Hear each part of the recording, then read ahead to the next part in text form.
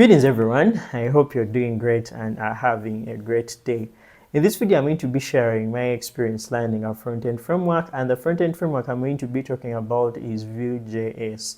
Now if you haven't worked with VueJS, it is a JavaScript framework for building user interfaces, and one of the things I've loved about this front-end framework is its ability to help you build your user interface without having to even have a build step. So what I mean is, instead of installing the framework via npm and then setting up a bundler and how to build your UI from your JavaScript, you can just inject it into an HTML page and get going, which is very important if you're doing something like using Django templates or any kind of templates where you may want some view syntax or view functionality. Now, I'm going to be building a very simple app, and I'll be showing you guys some of the concepts that are involved in building a user interface using VueJS. I hope this video gets you started with VueJS, and without wasting your time, let us get right into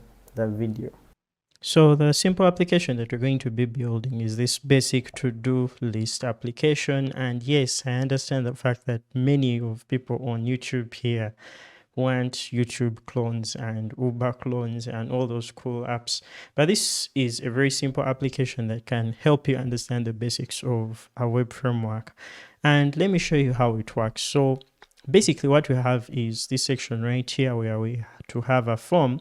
We also have basic statistics, or let me call them metrics of the different to-dos that we have.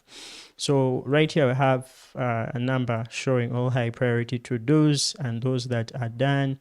And then we can click on this button right here to add a to-do item. So let me just add an item, like let's say have lunch and go grab some lunch at the nearest cafe. And then I may mark this as a high priority task, then add it as a list of tasks. So basically when I click add, what happens is this will add, the number of to-dos will increase, and also we shall have high priority items. And let's say read some code and maybe do some reading of code from GitHub, something like that. So I may not mark this as a high priority, so it will add to the top of the list, and then you shall have these high priority tasks. So high priority tasks are 1, and then that to-dos are 0. Let's add another task. If I add another task, let's say practice coding, and then I'll say that this is going to be solve some problems from LeetCode. So once I've done that, I will go ahead and add this item. So we have one high priority task, and we basically have 2 low priority tasks. So once we are done adding tasks, we can also be in position to mark tasks as done. So let's go ahead and mark this item as done. So that will go ahead and add this styling to that task, and also go ahead and add this badge to that task showing that that task is done. We can also go ahead and update an item. So if I go ahead and say update item, click this link right here, I can be in position to, let's say, edit the title, let me say on LeetCode. So let me say here I add on HackerRank. So if I go ahead and update that, of course you see that that item is going to be updated. So let me mark this as done. We now see that badge increasing, and the number of done to-dos will be increasing right here. So if I go ahead and unmark the item, and now see that the done to-dos will be reduced. So let me mark it again. I can also go ahead and delete an item by clicking delete item, so that will get rid of the item. So that's the simple app that we're going to be building in this video, and I hope you enjoy the video. So let's get right into it. Getting started with VueJS is a very simple task. What we need is the script tag of a CDN and an HTML file that we need to add VueJS to. So I'm going to go ahead and go to the quick start section of the VueJS documentation. And right here, I will see the different ways to get started with Vue or to install Vue and create a Vue project. For a simple example, I'm going to be using a single HTML file. So I'll be maybe creating separate kinds of videos where I am working with a full Vue project, and I'll show you the folder structure and all of that stuff. But for now, I just want to demo everything using a single HTML page. So right after getting that CDN script, I can go ahead and create a simple HTML file right in here. I'm going to call this our index.html. Now, right after creating that, I'll create the boilerplate HTML for that specific file. And then I will add a title right here. Let me just call it VueJS demo, call it whatever you want. And in here, since I have the script, I need to include that JavaScript right in there. So that alone will add the VueJS code as part of our document. Now, the next thing we need to do is to initialize Vue. So how do we do that? I'll have to create a script right after loading our VueJS code. And then for now, let me just go ahead and just say console.log Vue. So this is an object that we get access to only if we've installed VueJS. Now I'm going to go ahead and start or open up this file. So I have this tool called Live Server for VS Code that will allow me to view changes in real time and also serve our HTML page. When I go to our browser right here, I will see a blank page.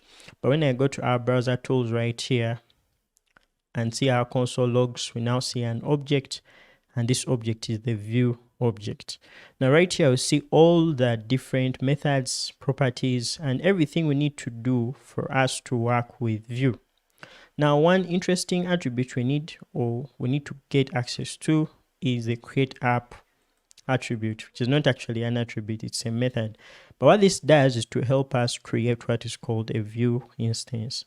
Now, a Vue instance is basically an initialization of Vue, and that allows us to set up different properties and different components and different stuff that we may want to glue onto our VueJS application.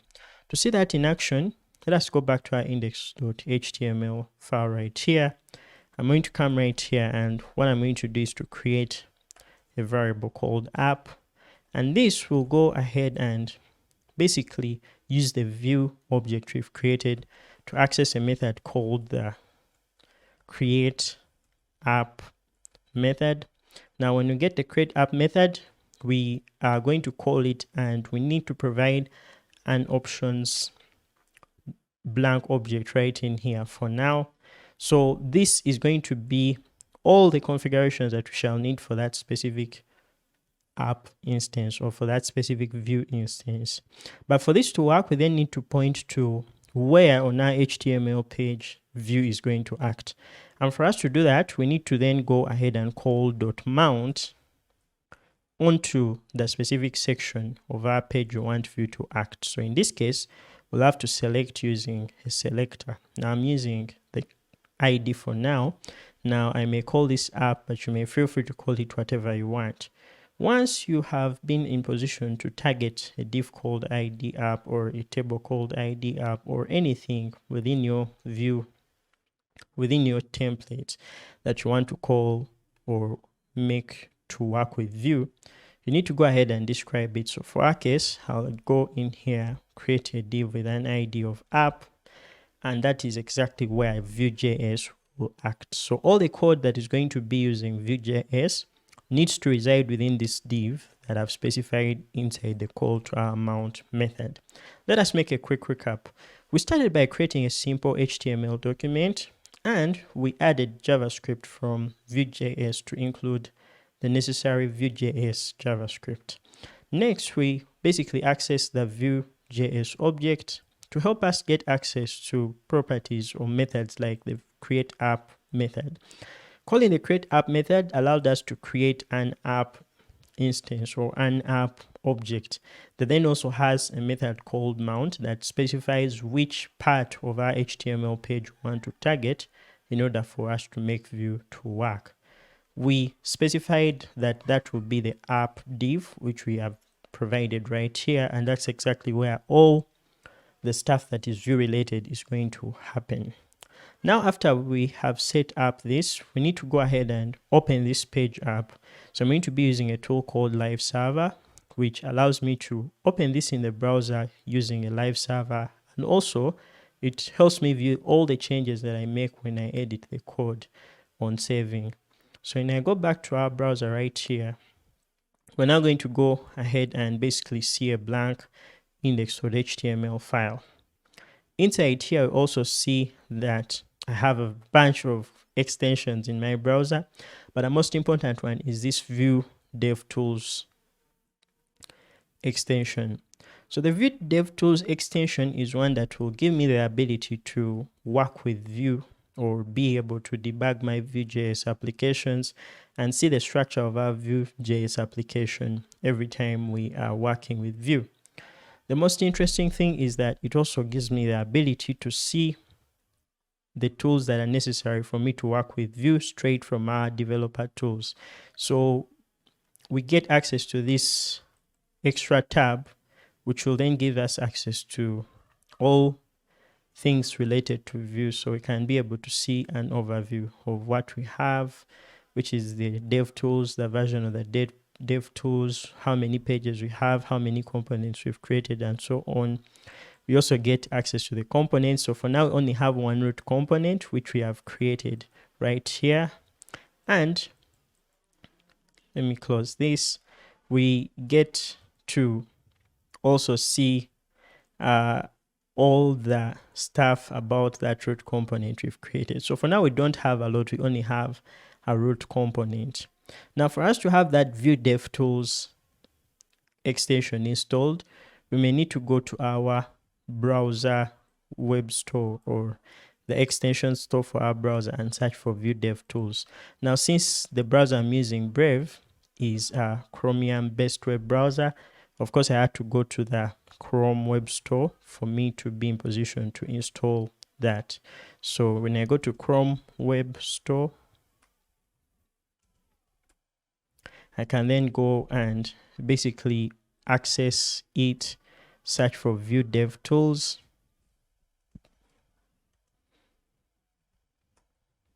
and that will give us access to the Vue Dev Tools extension. So I've already installed it just like I've shown. Now that we've initialized Vue within our simple HTML file, let us do some really interesting stuff. So the first thing we need to understand is how Vue works.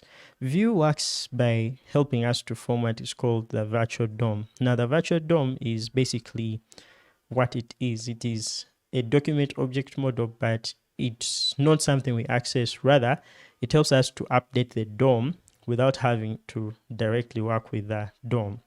And one of the things that are interesting in VueJS is the way we can basically describe or show expressions in the browser.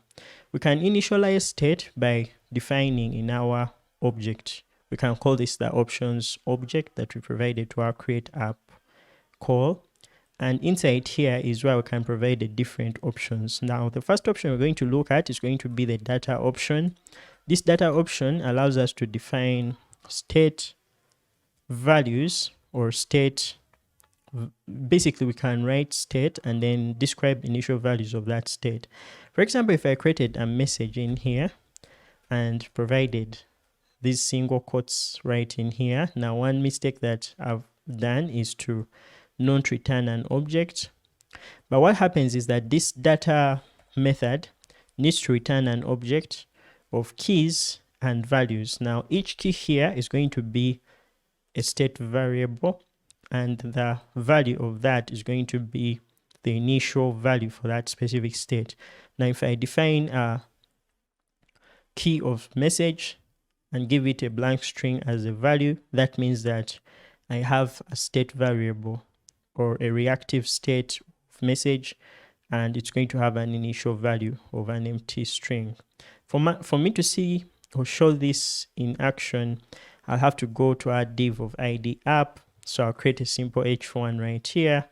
I'm going to call that h1 a simple h1. Now let me just not give it a class or anything.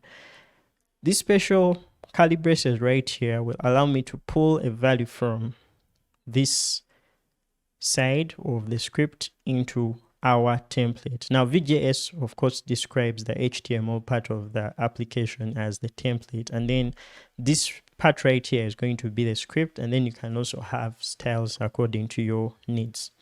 Now since we've been able to describe that as message, I'll just simply add message right in here. So when we go back to our template, we now see that we do not have anything. But what's interesting is that in our VueJS Dev Tools, we now see that we've defined some data, and that has messages, which is an empty string. Now, since there's two-way data binding, we can be able to describe or change that value to something. If I call this hello world and I entered, we can see that our DOM is updated in real time, and we can have that change to hello world. Another way I can demonstrate this is by adding a simple input right in here. So I can create an input of type text, and then I'll give this a mem of message and then a value of message. Now what this is going to do is to basically render that simple field right in there.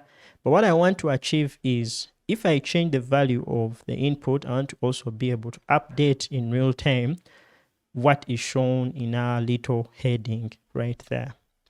So for me to do that, I'm going to use a directive called vmodel. Now, directives are VueJS specific attributes that we add onto HTML elements to kind of change how they behave.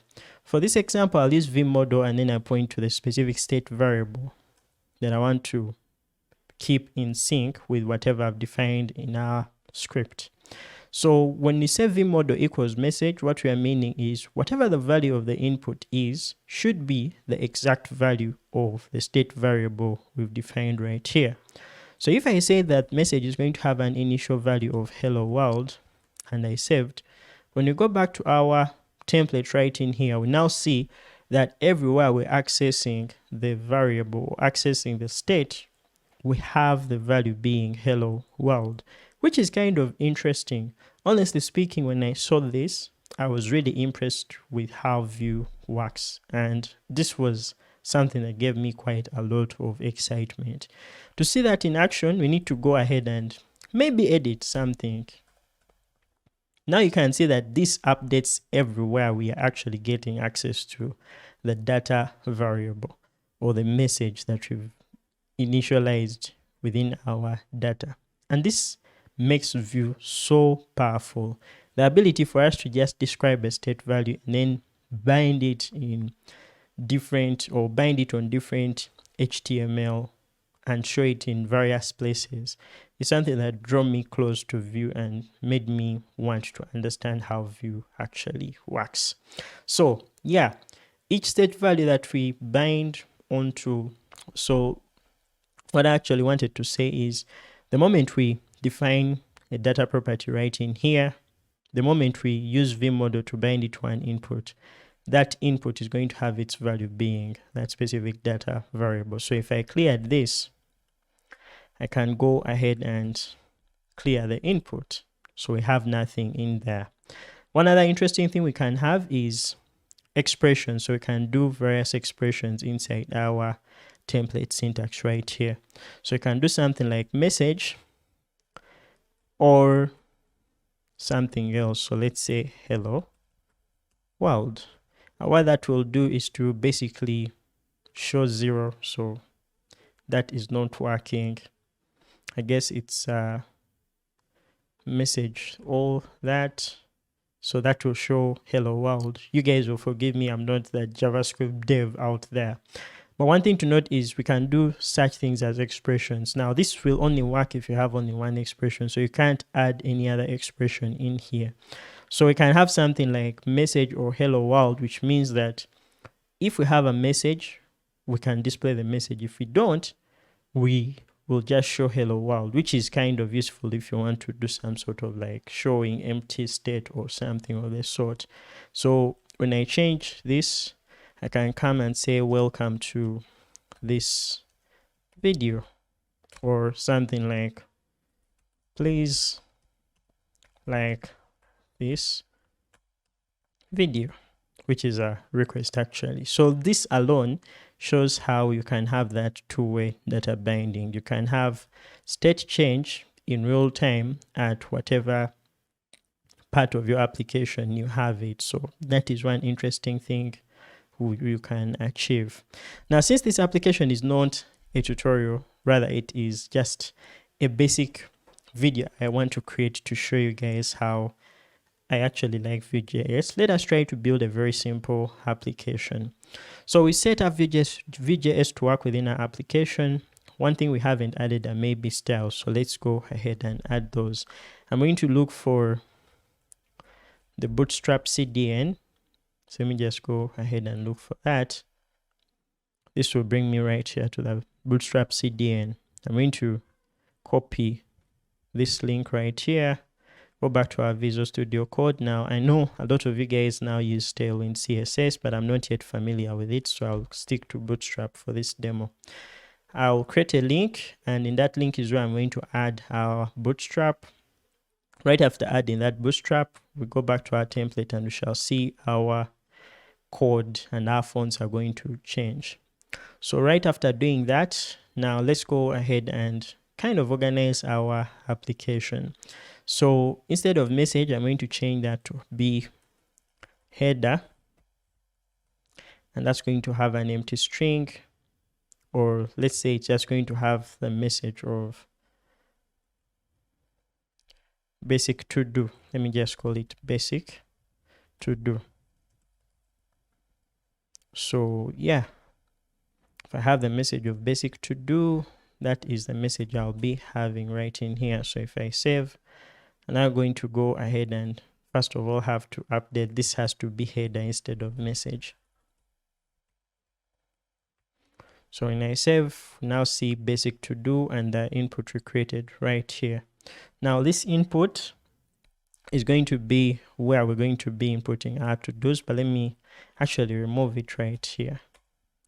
So what I need is to use Bootstrap to basically create the different sections of our page.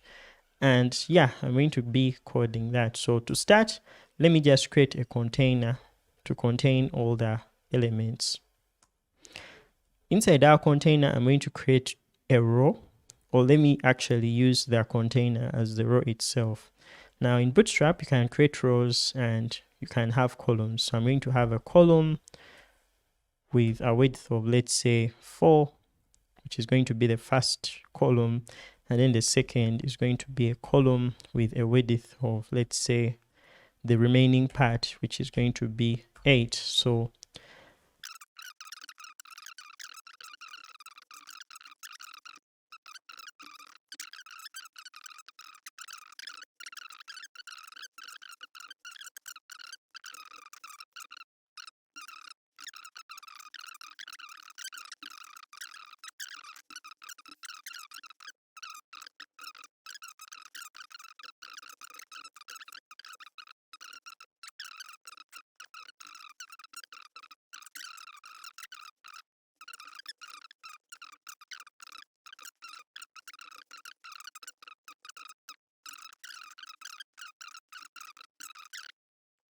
and that will create this simple list of items that we have on this side.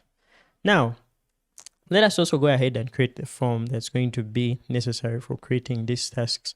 So for us to do that, I'm going to come in our HTML. So this is where we have our to-dos. I'm going to first of all close this or collapse it. And I'm going to go back to our form we created right in here.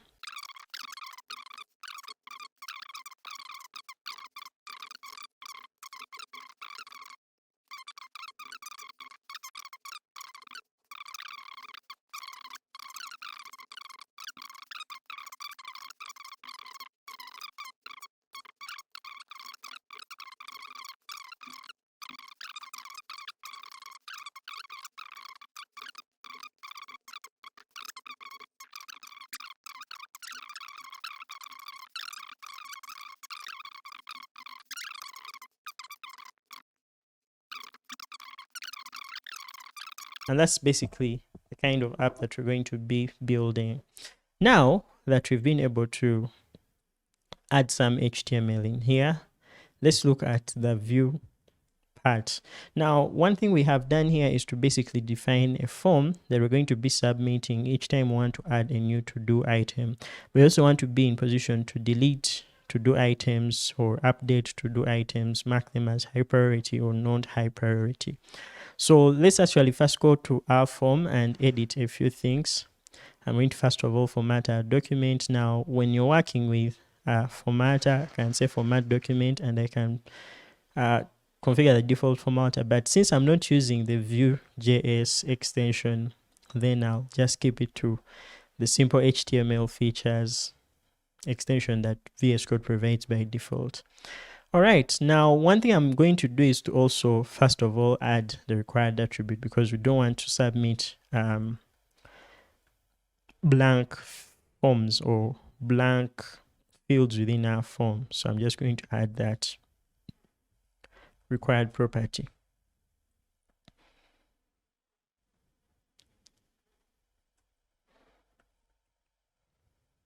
So this is not going to be required since it's optional. And yeah, that's the simple application we're going to be building. Now, since I've described what VueJS does, I think I'll just do it one more time. In VueJS, this HTML part of our document is what we refer to as the template.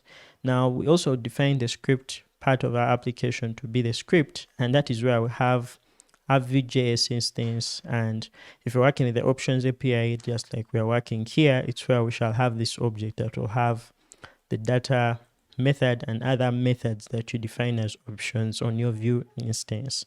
So that's what we're going to be working with for now.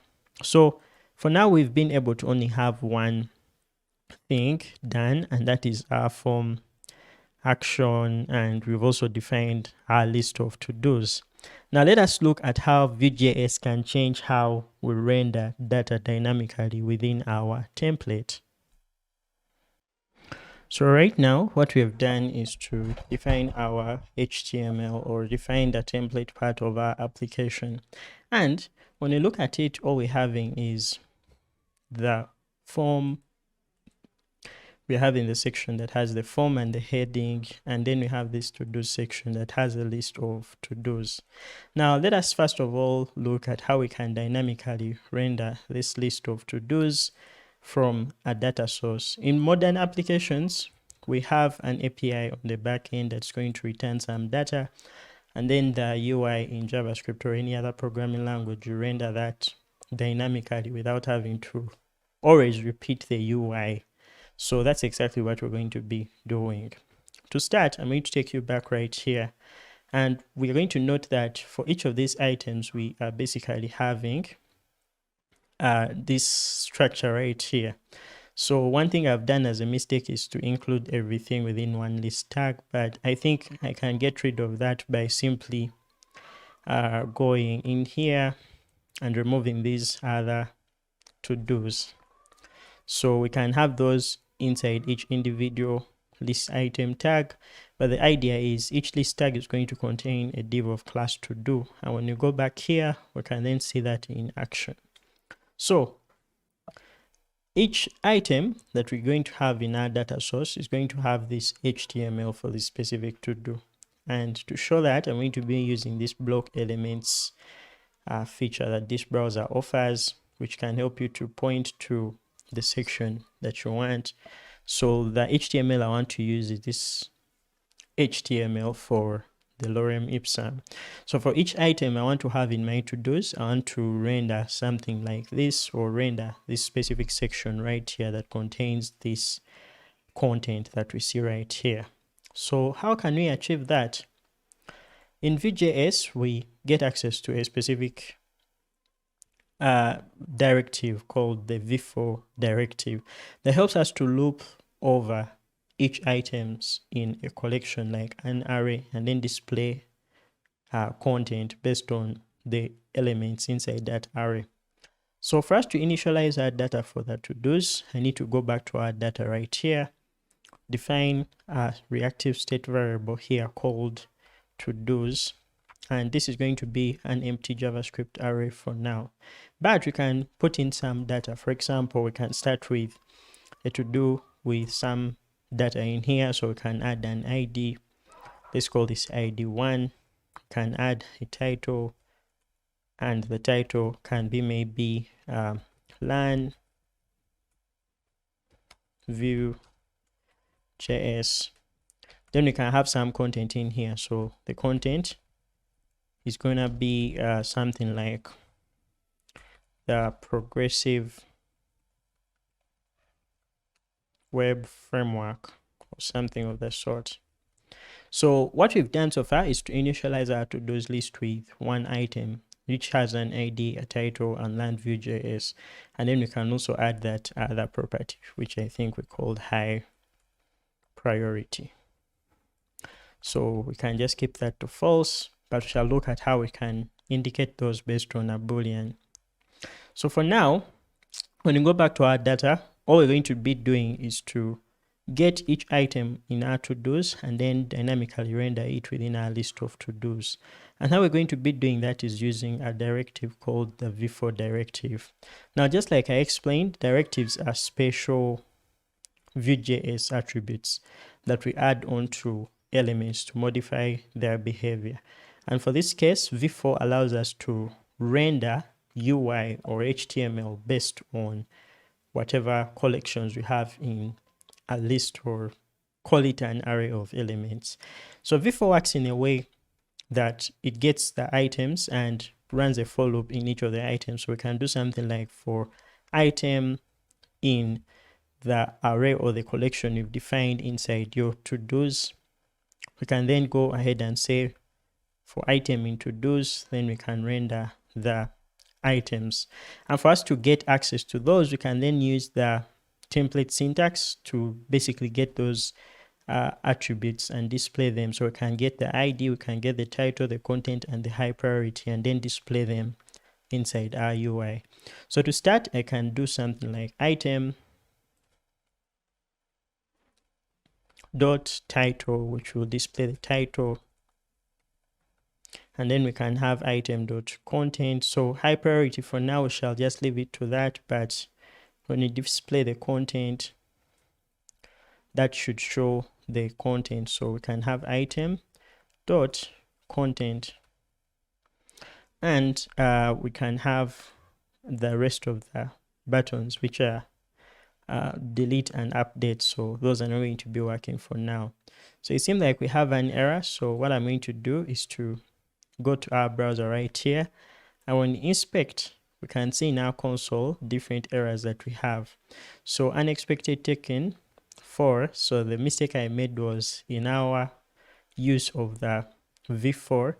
What we need to just actually provide is the expression item in items, or item in to-dos, or whatever array. So yeah, that alone is just enough to show the content that we have in our basic array of objects. So if I added some more data in here, we then have that data display in our template. So if I come right here, provide new item, so say this is 2.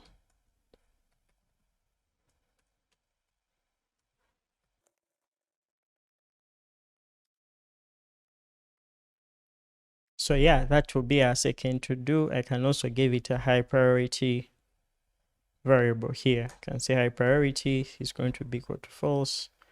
And yeah, that will be our second item. If I come back this side, sorry for this, we can now see that show up right here. So just like that, you can be able to list items.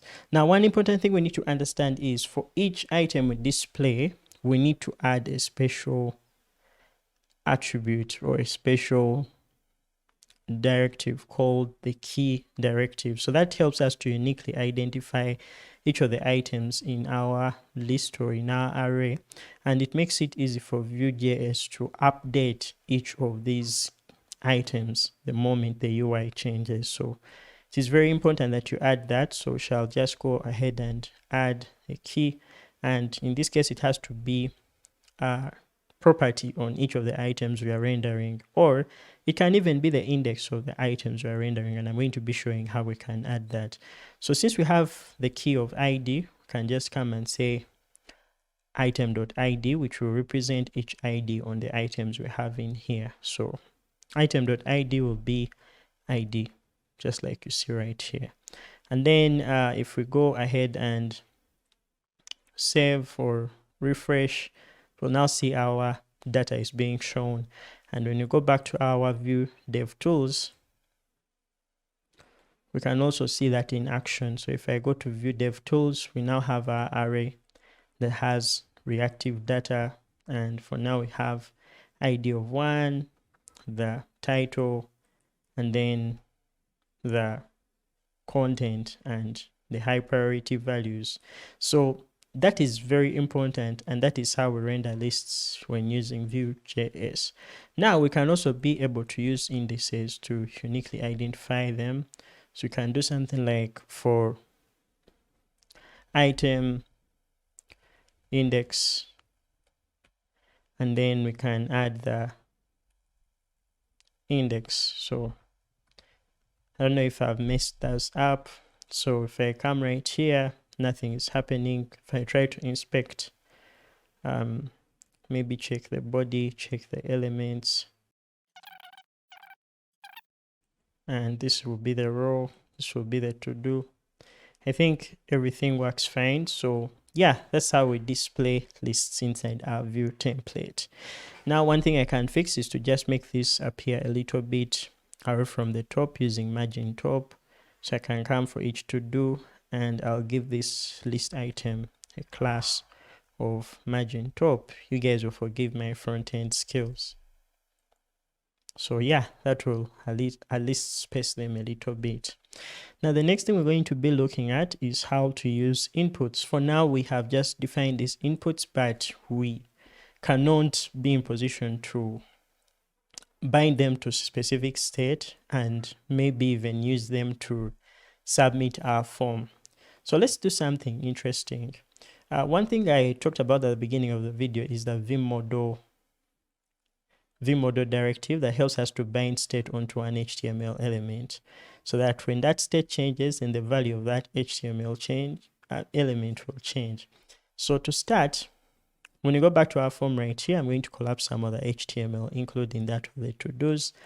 And when you go to our form right here, we can see a label and an input. So this is going to be one to help us create a title. So we can just get and bind it to the title using vmodel. So vmodel title means that the value of the title that we've defined, or we need to define in this case in our to-dos, has to be the value of that. So I'm just going to come right here and add that title. So that will be an empty string for the start. And then we can have the content as an empty string as well. Then we can have the high priority. So I just come and provide high priority, and that will be false at the start. So when you go back here, I can then bind those. So vmodel is equal to title, and then I can provide vmodel for the text area. So this will be vmodel is going to be equal to content, which we've defined as a value or a reactive state variable called content. Then we can come in here and do the same thing for the checkbox, which is interesting because we can also have vmodel for booleans. So that will be high priority. So I'm going to create a small section right here within our div with different paragraphs showing different values for the stuff we've set up. So let me just create a section here so this is going to be our title, and our title will be the title. Now since we have reactive state, whenever we change the input, we're going to see that change in real time. So if we have the title, we shall see the title. If we have the content, we shall see the content. So I'm going to come and change this to content, and then I'll do the same thing right here. Now note that I'm doing this in the div where I'm having my container with the form, not the one with the to-dos. Then we shall have the high priority. So I'll do small, and then I'll provide high priority.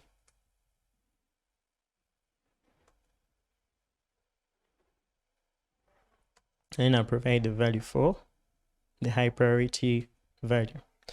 So what this is supposed to do, it's supposed to go ahead and actually show us the values that we shall input into our forms.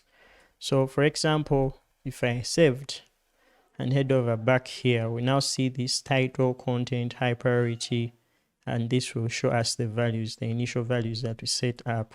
So let me put this in a div that is slightly away from that. Can just say .mt4 and paste that in there, or cut them .mt4 and then paste that content in there. So if I save, head over back here, we now see that. So if we try to input values in here and say, let's say our title is going to be wash dishes, we now see that state changes in real time, and then the content can be wash all the dishes. So that will go ahead and change right here. And if we change this to true, it will change to true. If we mark it false, it will change to false. So basically Vue model allows us to bind state to an input, or be in position to have values of inputs be the same values of the state or reactive state that we've defined on our Vue instance. So basically that's basically how it works, and that's very important in case you want to do things like submitting forms. So now that we've tracked all these inputs, and we can now know how to basically have data being tracked in those inputs, how can we submit forms? Now VueJS provides ways of working with events, and when we have an element like our form right here, or a button on an input, we can listen to the different HTML events using a specific directive called a VON directive. So most of the times when you define an element, like let's say the text area, you can then come and say something like on blur, or on input, or something of the sort, or on change. But when you're using Vue, you then have to come and do something like VON, and then you provide those colons, and within those colons you can come and provide the name of the attribute. So if you want click, you can do VON click. If you want submit, you can do VON submit. If you want VON blur, still you can do VON blur. If you want, just like you see all these attributes right here, you can just simply call them using VON. But a shorthand for that is the @.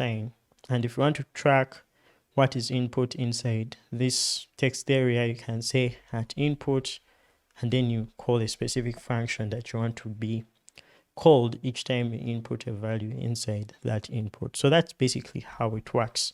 Now we want to go ahead and submit this form, and for us to do that, we'll just come right here. So this form has an action which I'm not going to be using, so I'll just go ahead and close that or remove that. And what I'll do is to just basically listen to the submit event by just saying @submit, and here is where we have to define the method or the function we want to call in case we submit this form. I'm going to say @submit, and I'll call this create to do. Now keep in mind we haven't yet defined this, so we need to go ahead and do so. If I come and create the to do, I can then come and basically define another important property on the Vue instance, which we're going to call the methods property, or the methods option. So the method option is one that add on to our Vue instance in case we want to define functions we want to call specific events. For example, in this case, we want to define a function called to do, or a method called to do, and this will be in position to help us be in position to maybe create our to-dos. So if I want to call the title, note that this time title is not defined in here. So if I console log title, I have to specify that this has to be the title shall get on our instance of the view method. So each data we define in here, or each method we define on our view instance, has to be accessed using the keyword this, which means the instance of the object we are currently dealing with. So for our case, if we want to access the title from our data, we have to do this dot title. If we want to access this dot header, this dot header, content, high priority, and so on. Now, let us go ahead and just basically console log this. So I'll say console.log this dot content, and then I'll do the same thing for this dot, let's just say this dot header, this dot content, and then this dot high priority.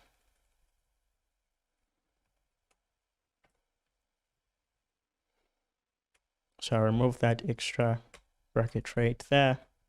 And if I save, then when we try to submit our form this time with some data,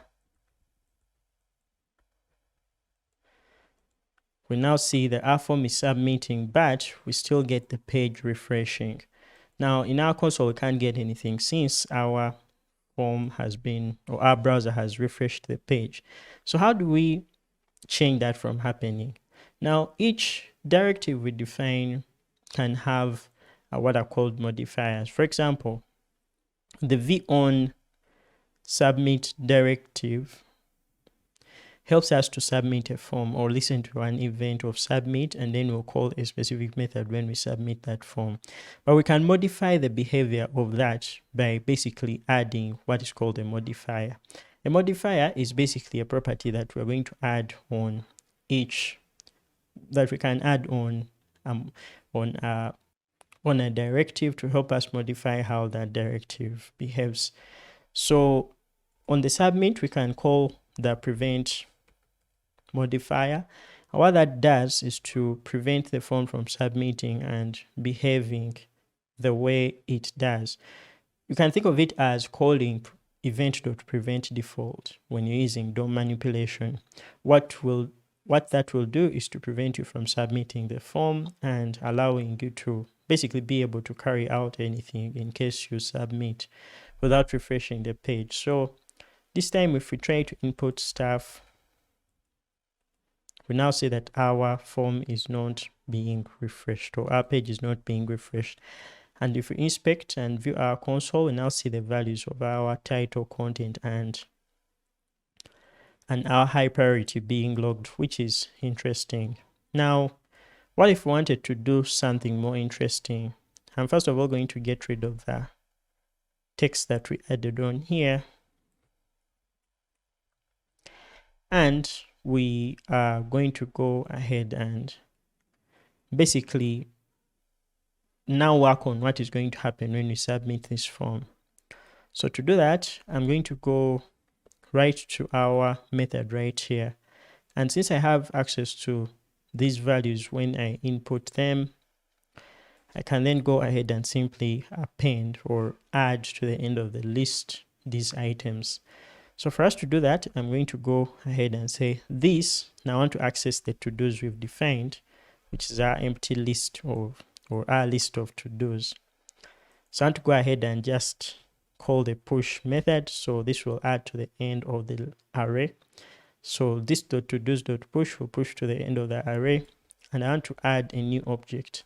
This object is going to have an ID now, and our ID is going to be basically what we have as. So if you have our to-dos and you have ID 2, we want to add ID 3. So I can do something like this dot to-dos dot length, which is the length of the array, plus 1, meaning we want to just increment the to-do length. So that's going to be the value of the ID. Next, we're going to be setting the title of that to-do we want to insert. So that's going to be this dot title, since it will be the value of the input. Then we want to go ahead and basically work on the content. So the content is going to be this dot content. And then finally, we shall work on high priority. So high priority is going to be this dot high priority. So that will be it. And when we save, this time we shall go back in here, try to add a new to do. So let's say wash dishes, and then wash all dishes. So this is not a high priority task, so we can add it, and now we see our UI update in real time. So that's interesting. We can even go ahead and add, so each time we create an item is added onto our UI, and that's interesting because this time, instead of us having to select the element and then append HTML inside the element, we are simply modifying reactive state, and the changes we make to our reactive state are what will appear in real time in our browser, which is actually interesting. If I were to look at our Vue Dev Tools right in here, we shall then be in position to see the array or the items that are present within our array. So we can go ahead and add as many items, and the more we add, we see our array increase in size, and that is interesting. So for now, we've been able to just add items to our array. Now let us go ahead and do some more interesting stuff. So for now, our form can be in position to add some items onto our array, but we need a way to kind of refresh the form or get rid of the state of the form in case we are done, or kind of set the values back to the initial values. So if we go back to our index.html right here, we can still set this manually, or we can define another method in here. So let's just call this reset form, and reset form will be a method that is going to just initialize the values back to their originals. So this to title will be that, and then we shall have this dot content will be equal to that, and then we shall have this dot high priority be equal to false. That's in case we set it to true. So if we to go back to our app, add an item, submit an item, this time it will go ahead and save, but it won't refresh the form. And the reason as to why that is happening is because we haven't called this function. So if we're to call this function, we can do that by simply come right in here, can come right in here and call that function or method by just saying this dot reset form. And when I refresh, this time if we add an item, our form will refresh. So let's add a high priority item. And now we see that that actually changes, which means that we can now successfully add items and refresh our form. The next thing we're going to be talking about is conditional rendering. So you've all seen that for each of the items we add onto our simple to-dos list right here, we can only be in position to maybe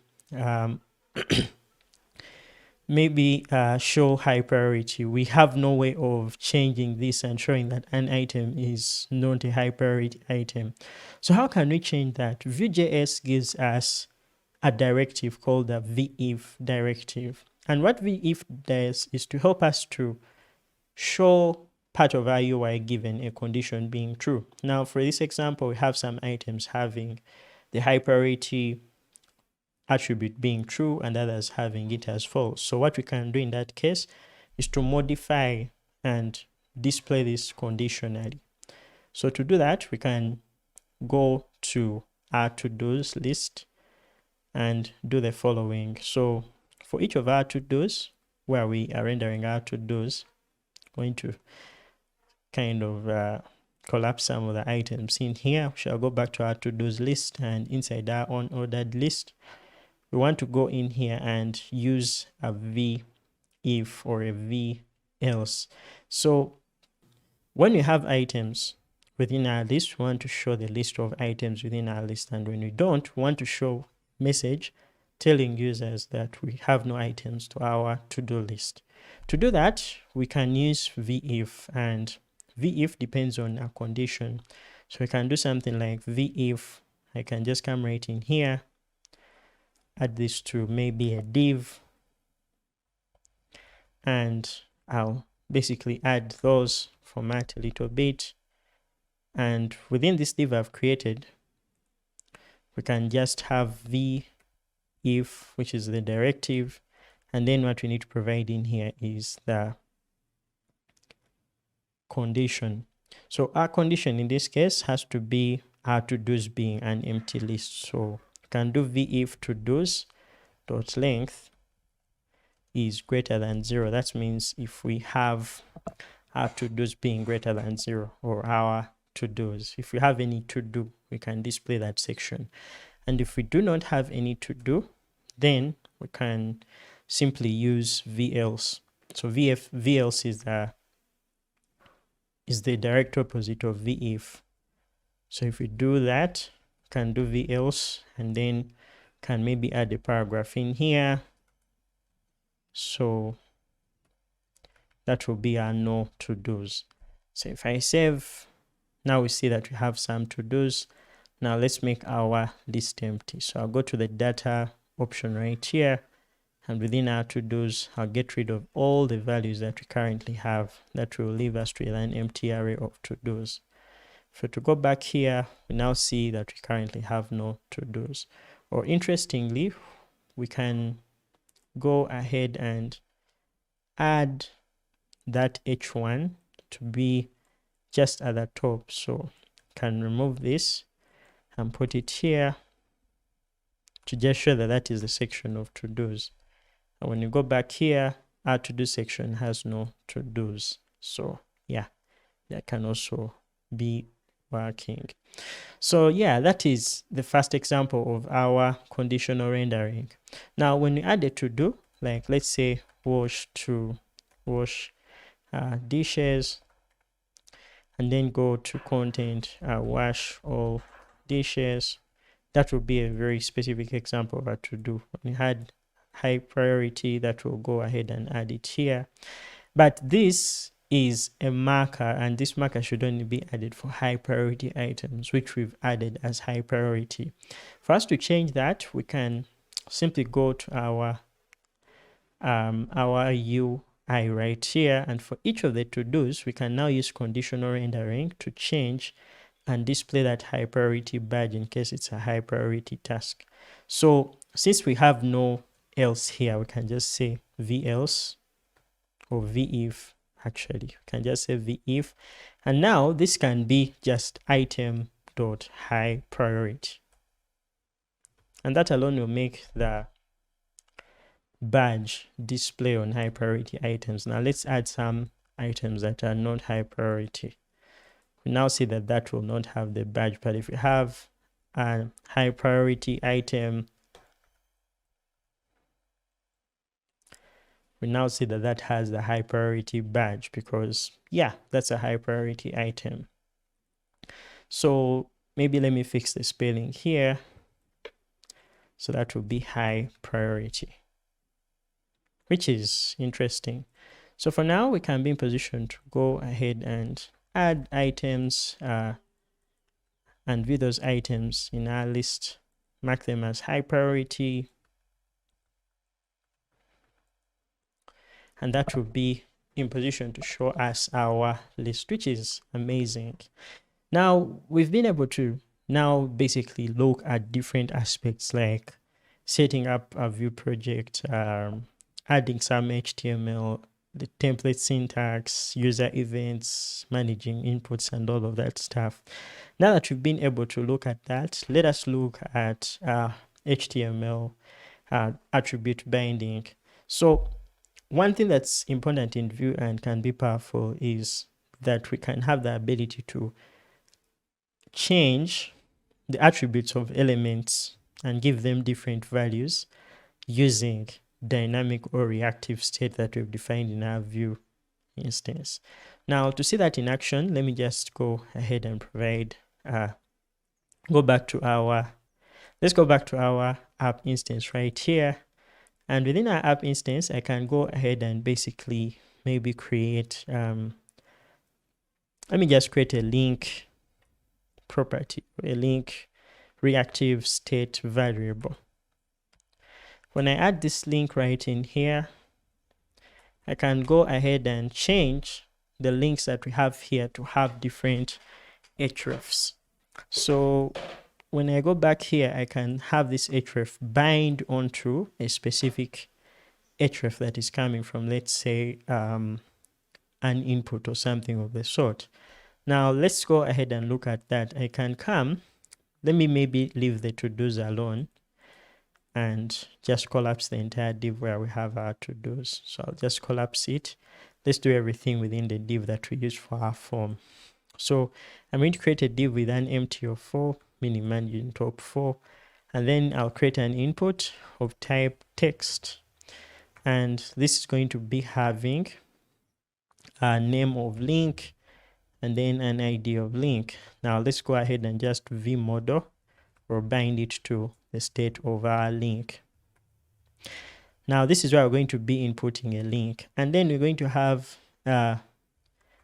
an anchor tag in here. So I'll just basically say this is a link to, and then link. So one thing I want to do here is to have this anchor tag href attribute be having a value of the link that we provide in our input. How can we achieve that? We have a specific directive called a vbind directive, which makes it easy for us to bind dynamic values onto our HTML properties or attributes. And how we're going to do that is to simply go ahead and say vbind colon and then the name of the attribute. For our case, that's the href or the property called the href. And once we've done that, then the value can be equal to the state we've defined, or the reactive state, which is link.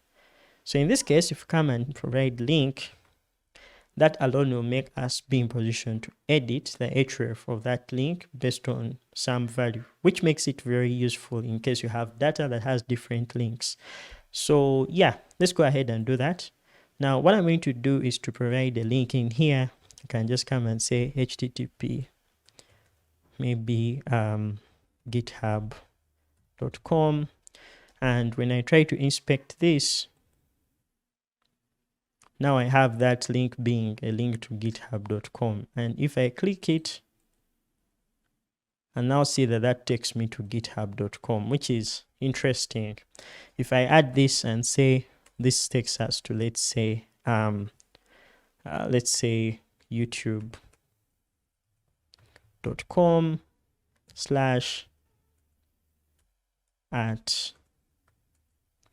Salik Jonathan, please subscribe. We now see that that will still take us to the YouTube channel. Oh, that's not actually found, but you guys get the idea. Basically, what this allows us to do is to bind state to HTML attributes, and that is very powerful. There's a shorthand that we can use for vbind, and that's basically the colons that we have here. So by just saying colon, the name of the attribute equals something, you've basically been able to bind that specific HTML attribute to a reactive state variable, and that will work the same way right here. So going back here, we can do something like, let's say http and then take it to VueJS.org.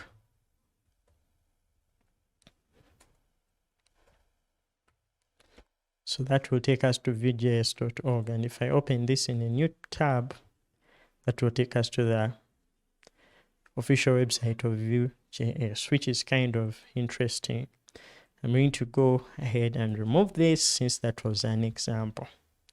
Next thing I'm going to be talking about is CSS classes. Now, we've been able to basically go ahead and display or be in position to style our elements using normal CSS classes.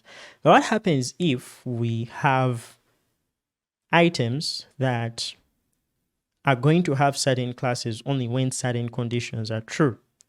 So that will make us be in need of something like a conditional way to style our classes based on state values. And that's something that Vue can do for us. Now, we've looked at this specific vbind directive, and we can use that to also basically style elements dynamically. The way we do that is by coming to an item right here. So we can have our to-dos right here. I'm going to introduce on each to-dos our done property. So this done property is going to mark if each of the to-dos is done. So we're going to be setting that to true if we mark a certain to-do as done, and false if we mark a certain to-do as not done. So for the start, we shall have it as false. Now that we've added this done property right here, one thing we're going to do is to then proceed to dynamically render the class of our to-do based on its value. Now we need to first of all modify how we are adding these to-dos. For now, we do not have a done property on each of the to-dos, but that's what we're going to be depending on to style and show that a specific to-do is done. So what I'm going to be doing is to initialize or add a property called done on each of the to-dos. Now this is not something I'm going to necessarily add to the initial state, but it's going to be one that each of our to-dos is going to have. So that will be false by default. After adding that, I then need to go ahead and conditionally render or dynamically render classes or show classes of to-dos based on the value of each of the done properties of that to-do. So to do that, I need to come in here, and then I'm going to be introducing some styling. So let me first of all create some styling in here. So if I created the template, which is the HTML part, the script, which is the JavaScript part. Now let me just add the styling. And in single file components, of course, you'll see that distinction where you have the style, you have the script, and then you have the template. But I'm not going to be talking about that. Maybe I'll have to create a separate playlist. So now I'm going to create a class in here called the done item class, and that is going to have some text decoration, and I'll have line through to mark that as a done task. So what that is going to do is that if I add that to, let's say, the title of a specific item like this one, I can come and have done item as a class, and when I come and add done item, so now we shall see that that is going to be cancelled out. So I don't know if that will still work for the entire div. So let me just maybe cut it and add it to the entire to-do. So if I add that, and maybe add a to-do, we'll now see that everything will be lined through. So that will show that that is done. So we do not want that to be the case, but rather we want to be in position for us to mark that item as done and display it on our UI as a done task. So how are you going to do that? I'm going to now dynamically render or dynamically give this div a class using our vbind directive, which we've looked at. So using vbind, we can do something like vbind, v-bind, and then colon, then the name of the class, and then we can provide in here an object of classes and attributes, and then basically dynamically render the classes. So to start, I'm just maybe going to provide an object in here. The first thing it will take in is the name of the class you want to use. So if I do done item, then the next or the value of that has to be the condition on which we have to base on to provide that class to the entire div. So for our case, that's going to be the item.done. So since we are still inside our for loop, we can do item.done, and that will help us to be in position to add that class onto our item.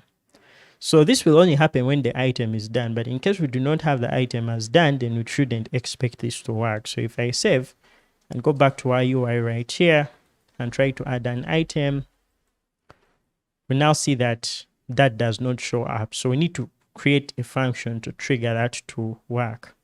So if we to go back right here, I'm going to just add an event listener, and let me also just make this use the shorthand instead of the entire directive. So I'll just come right here and add the @click event handler, and then we'll add a method here called mark done. So when I add that mark done here, I can then go to our script, and inside our methods, I'll add another method called the markdone method. So the markdone method is going to be responsible for making an item done. So that will take in an item, and then it will just update the item to done. So I'll say item.done is equal to the value. Or we can set it to done, or we can just maybe just say not item.done, marking it as something that is not done. Now, let us go ahead and basically provide the item. So in this case, if we go back to our mark done, I then have to supply the item we want to mark as done. So if I save and head over back to our UI, we currently have no to-dos. If I try to provide something here, I'll then have this done. So if I click, we now see that that will mark it as done, which is working successfully.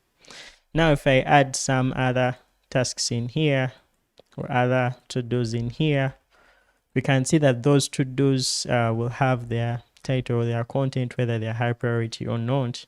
And we can simply click on them to mark them as done or not done, which is interesting.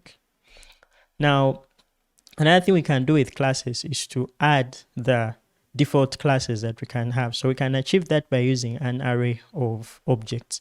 So for our case, we provided one object, which was for just that one class we wanted to add for a condition.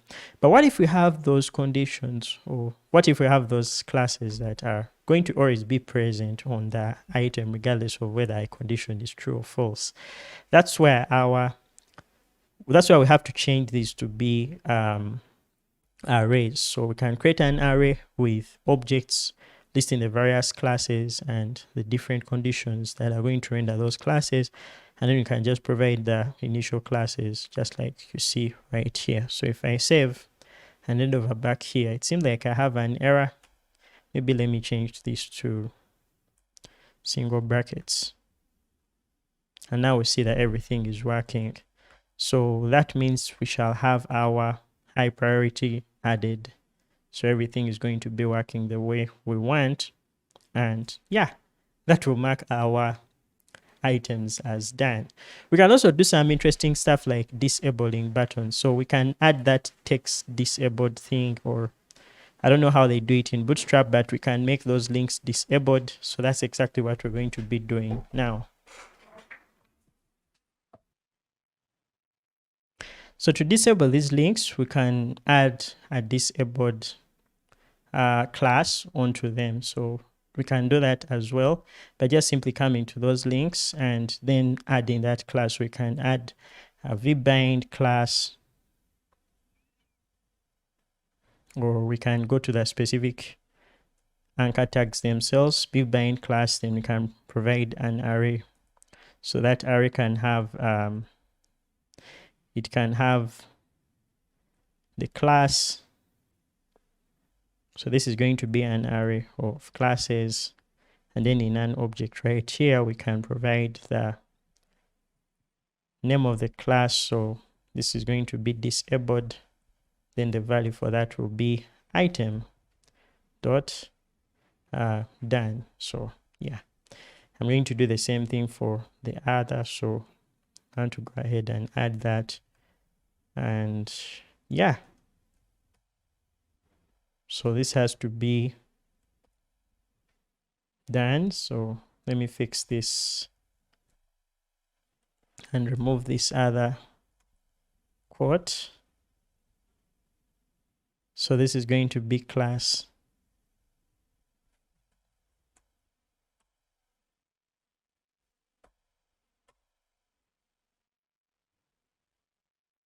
Then we have to bind this class to an attribute.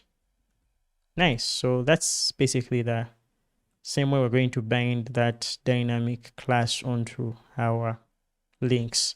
So if we were to go back this side, add a to do, now that is what we're going to have. So yeah, this has to be primary instead of danger, something that I had forgotten. So if we go back here, that is going to be what we're going to have. So if I mark this as done, these are going to be, oh, the links are actually working and they're refreshing our page. So maybe let me just add hashtags to them. Yeah, so adding those hashtags, I think will make the links not clickable. So if I go back here and try to add these to-dos, I'll see my to-dos added. And now if I click, we just have them disabled. So there's nothing we can be in position to do. We just mark them as disabled. So yeah, we can now successfully be in position to add items, mark them as high priority. We can even mark items as done by just simply clicking on them and showing that they are done. We can also use conditional rendering to do something like the item is done, where we can have that badge of item done. So I can add another badge right here, and that badge is going to be for done. So we can just come add high priority and then have a VIF, but that VIF is not going to be for high priority, it's going to be for done. What we can also do is to change the BG from primary to BG of success, showing that that item is done. So yeah, that's exactly what we're going to be having.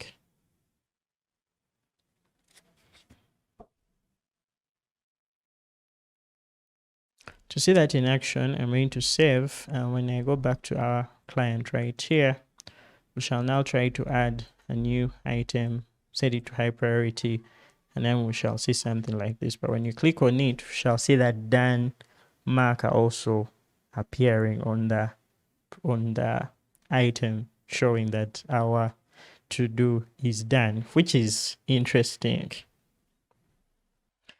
Next is going to be the computed properties. So computed properties are those values that depend on other values, and what they are like the state reactive variables we've been able to define on our data option.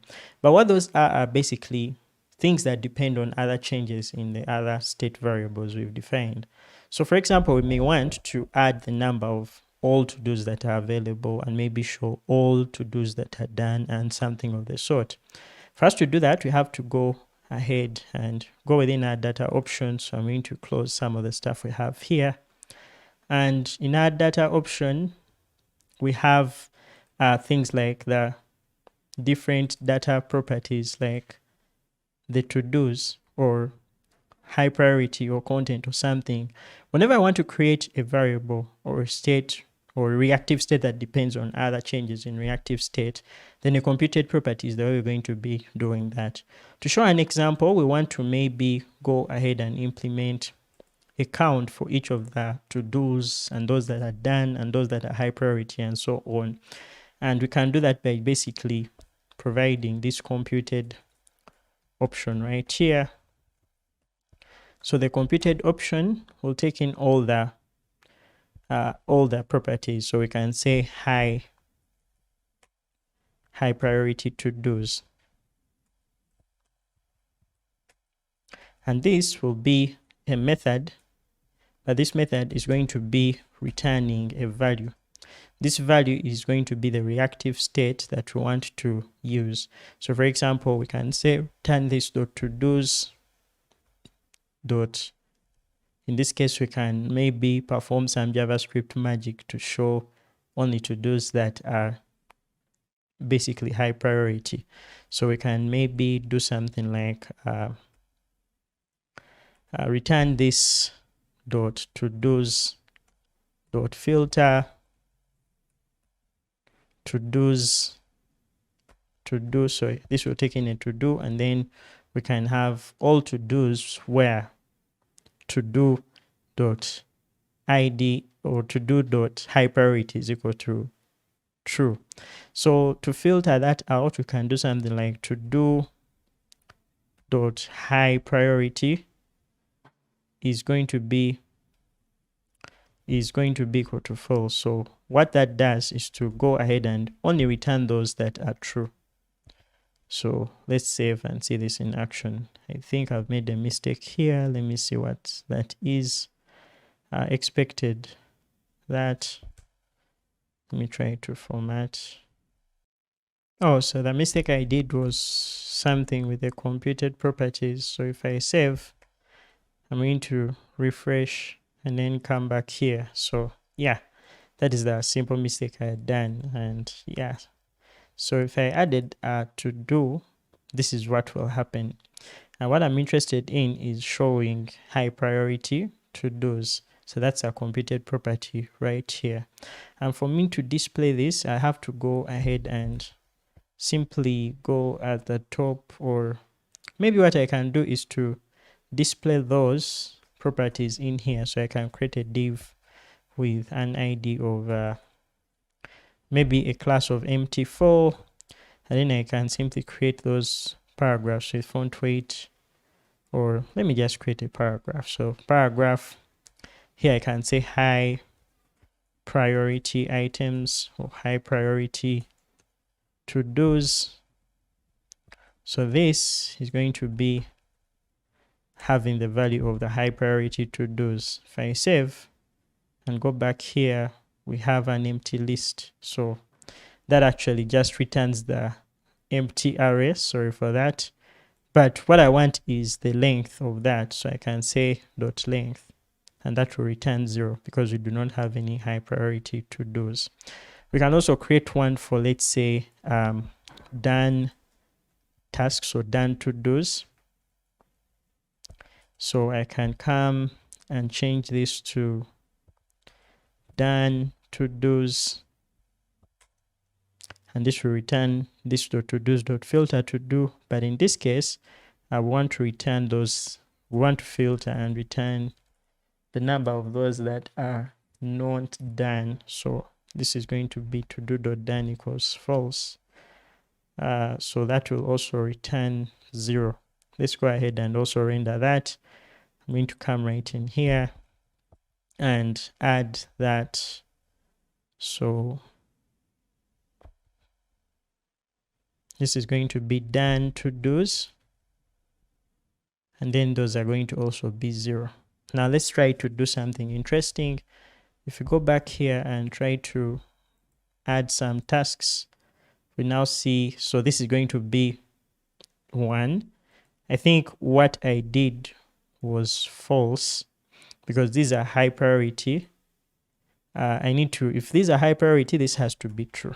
Yeah, I think my JavaScript is not good. But the thing is, if I want to return those that are true, I have to specify that. So let me try again. If I try to add here, nice. So if I do done, this has to go ahead and increment. I don't know why it's not incrementing. Maybe I have to come here and change and make this done to do's. Let me also change how I named it here. So these are going to be done to do's. High priority to do's, that, and then done to do's this. So yeah. So we shall have high priority to do's as that, and then done to do's as that, and then we can add the number of all to do's. So we can add all to do's by basically coming in here and saying, let's actually just reverse all to do's. So we can come and say reverse to do's, and that will basically make us have to return all to do's but reversed. So can say this dot to do's dot reverse, but we do not need to do this on our actual data because this will actually go ahead and change the order of everything. Rather, what we want to return is a new list we create out of our data, which will be this .todos.reverse. So yeah, if we go back here and maybe try to add this length, we can just come and basically change our for loop for the to-dos. V for item indexing to-dos, then we can change this to reversed to-dos. And then one thing we can also do is to add, instead of to-dos, we can just also make sure we add the number of to-dos here. So that will be reverse to-dos dot length. And yeah, so let me close that. If we go back here, we have no to-dos. If we come add something here, that will increase our to-dos. If we mark to-dos as done, we now have done to-dos 1.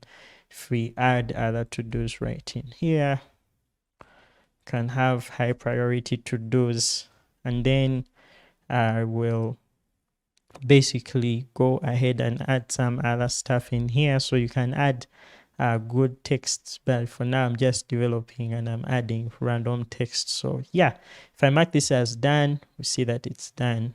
Mark this as done, we also see that it's done. So which is interesting. I can also maybe separate these two badges.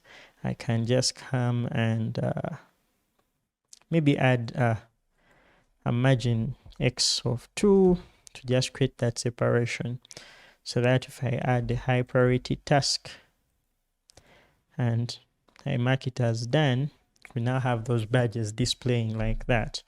So yeah, so that can add an item, mark it as done, it is done, and then I can go ahead and simply add that item, and I'll go ahead and add that item. So yeah, that is working.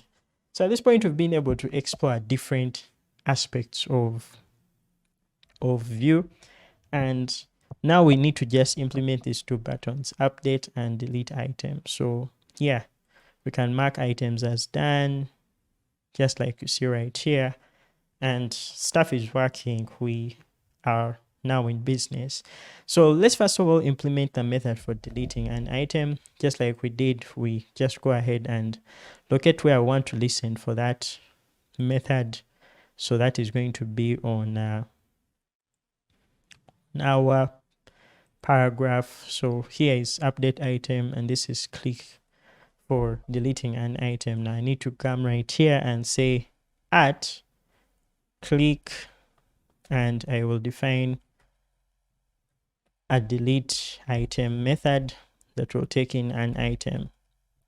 So once I've basically deleted that item or defined this, I need to then define it on our method. So when I come down here, I need to come within our methods option, provide the delete item method, and then we'll have to use JavaScript array methods. So in this case, I'll just have to come and say this.todos.splice, but that's not what I'm actually going to be doing. I can just say this.todos is going to just be equal to this.todos.filter.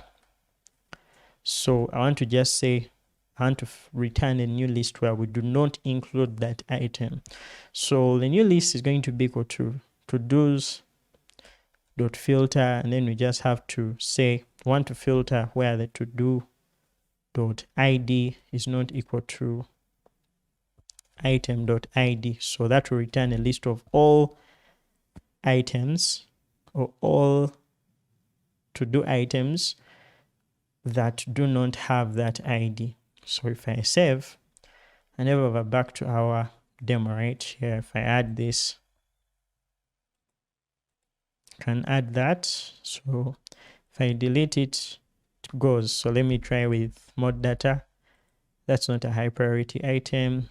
Let me add a high priority item. I'll add that. So that's high priority. And then I will go ahead and simply add that as a high priority item. So if I try to delete this, I'm seeing that disappears, but then we have, so yeah, add delete functionality is also working. However, I'm a bit concerned about why that deletes the item. So maybe what I can do is to implement another method or another button here called mark done. So instead of us having to click on the entire div, what we can actually do is to just click on a button. So let me do that instead. I'll locate the div and locate the on click event listener or the at click bind, and then I'll go right here. I'll implement the same thing. So this is going to be a small tag right here. I'll add a small tag, and inside the small tag I'll add the same classes, but this time I want to add that at click, and maybe I'll just add this class vbind class. Then this will be text success to mark that as success or to mark that as done. Then I'll add a hashtag in here. So remember, everything is being written inside one file, so there's no organization, but I'll have to create a separate video in which I talk about components and all that interesting stuff. So yeah, this button will be the one to mark to do or mark item as done,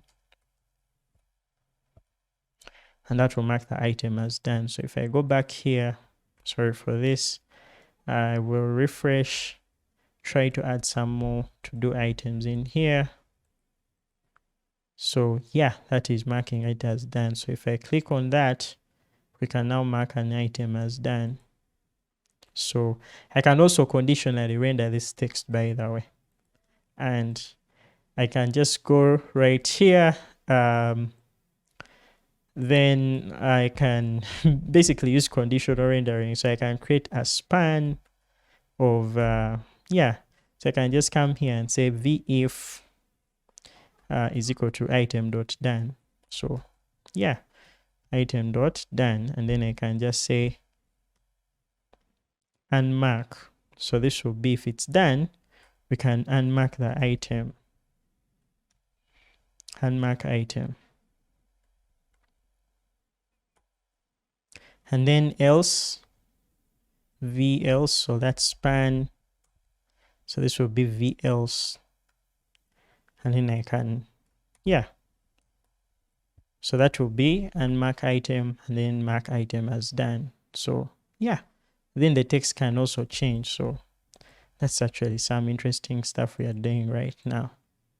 So mark and mark item, mark and mark. So yeah, that's actually done. So can add an item that will add the item as a high priority item. We add something here, not high priority. Those are two. And then yeah, so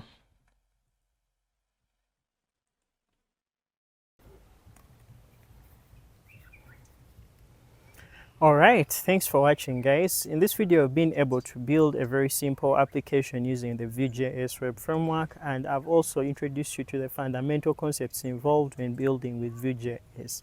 What we've looked at is what is called the options API, but there's also something called the composition API and very many other concepts that I felt if I added, I would have a very long video, but I'll try to make more videos explaining these concepts. I hope you've enjoyed the video and learned from it, and yeah, thanks for watching.